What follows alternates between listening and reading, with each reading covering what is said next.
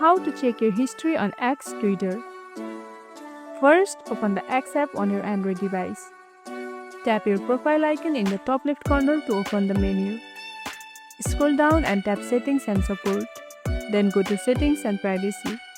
Next, tap your account to open your account settings. Now, select Download an archive of your data. This option allows you to request a downloadable archive of all your X history. Tap on it and X will prepare your data. It may take a few minutes or longer depending on how much data you have.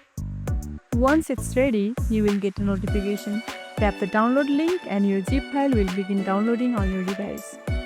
Now, open the downloaded zip file to see your history including your tweets, likes and more. Pro tip: if you have a lot of data, make sure you have enough space on your device for the zip file. And that's how you check your X history, quick and easy. If this tutorial helped, don't forget to like this video, subscribe and tap the bell icon so you never miss an update. See you in the next one.